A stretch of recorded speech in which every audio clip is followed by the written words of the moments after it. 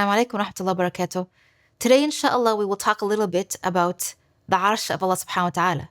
In Surah al-Buruj, Allah subhanahu wa ta'ala says, Dhul arsh al-Majid. He is the Lord or the owner of the throne, the most glorious. Allah subhanahu wa ta'ala mentions his arsh or his throne in multiple parts of the Quran. One of the other ayahs in which we read about the arsh is in Surah Ghafir. Allah says, Inna rabbakumullah, verily your Lord is Allah, alladhi khalaqa as-samawati wal-ardi fi sittati ayyam, the one who created the heavens and the earth in 6 days.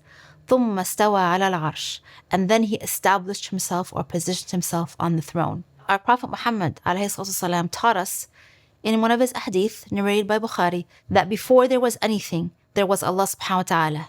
And then Allah subhanahu wa ta'ala created his throne.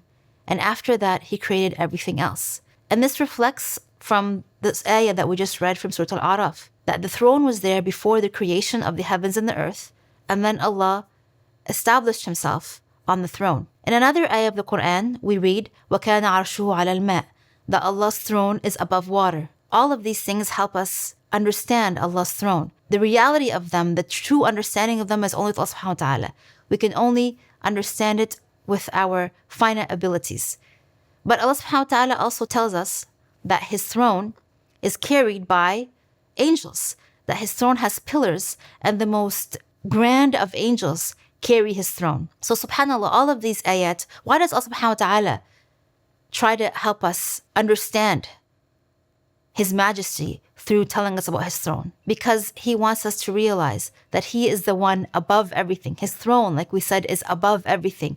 In another hadith, we read that there is Allah's throne, and then the Firdaus, the highest level of Jannah, and then there are so many other levels of Jannah. Between one level of Jannah and the next is the distance between the heavens and the earth. And from under Allah's throne springs the water that flows into the Jannah.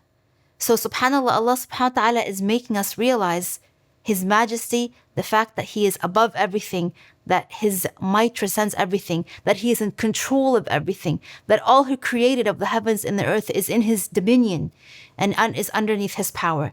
And again, this is a warning for those who think that they are mighty, and a sign of hope for those who feel the wrath of those who are mightier than them.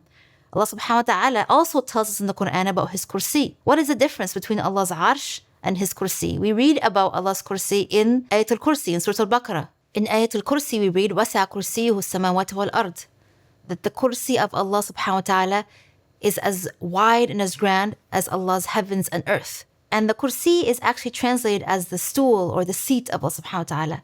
So this is how Allah subhanahu wa ta'ala helps us compare the throne versus the stool or the seat. If this is how grand is Allah's stool or seat, so how grand is his throne that is above it and bigger than it and more majestic than it?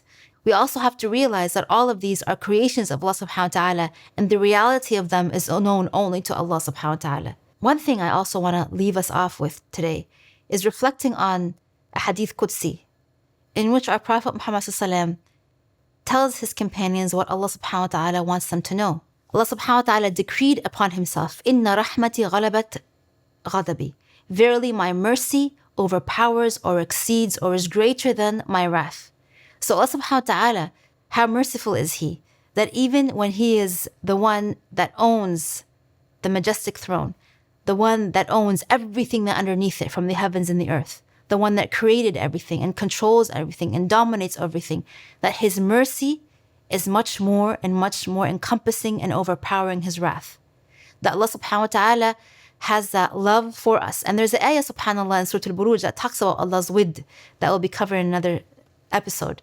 But it's so beautiful. Allah subhanahu wa ta'ala decreed upon himself right after he created everything that his mercy towards us, his mercy towards his creation, even when we make mistakes, if we come to him with a mountain's worth of sins, if we come to him sins that are wider than the heavens and the earth, and we seek his forgiveness, and we try not to make that sin again, that his mercy will supersede his wrath.